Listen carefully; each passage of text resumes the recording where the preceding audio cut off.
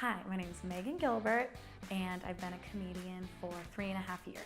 I do anecdotal comedy. I'm a storyteller, comedian. It's about telling stories about my life and telling secrets that are funny, and usually like revealing something shameful. People have told me it's bouncy, the way I talk about it, but there's like a joyfulness behind what I say, which is that I like to hear. Well, the first time I ever did stand-up, I did 5 minutes and killed. Usually he'd message me back within an hour and say, "Oh my God, Megan, you know, that sounds a little degrading and sad." And I wrote the set in a day. And it has never been that easy ever again. In my 5th grade yearbook, I looked at it maybe when I was 21 or something. You know how the people write a question, like, what would you want to be when you grow up? And I wrote a comedian because I want to make people laugh.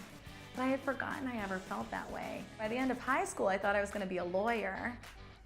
I was really angry in high school because of all the injustices I was seeing around me, and I couldn't understand why they were happening. And I was just trying to figure out a way to be heard. And when I took my first acting class and started telling jokes, it was the first time that I really felt like this is a way I can get people to hear me. So there's like a whole bunch of things I do to write a set. So I'll just sit and write down everything on my mind. And sometimes I'll start with a list and I'll be like, write about this, write about this, write about this, write about this. And I'll write like 7 or 8 pages before I have like a minute of something I want to talk about. And then I'm also always texting myself ideas.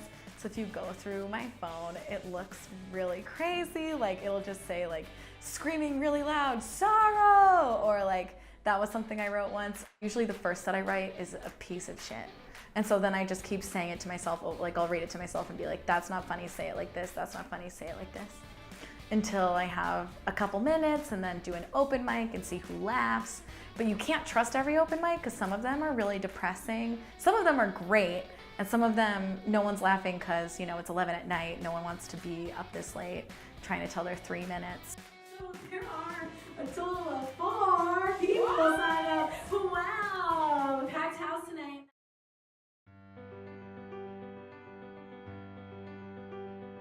I actually wrote a conference paper before I did any stand-up on rape jokes because I was so scared of telling a joke that would really hurt someone, and I wanted to get to the bottom of that feeling, and I thought, well, what's one of the most hurtful kinds of jokes I've ever heard? And I was like, rape jokes. And I learned all kinds of different things about humor. Apparently there's like books and books and people study it, you know, and I didn't even know that because I was thinking, you know, jokes are stupid, why would anyone care? But you know, they're really powerful. It's actually really funny because I wrote this 20-page paper, right, about it, where I learned the punchline has to be the system of oppression, not the oppressed group.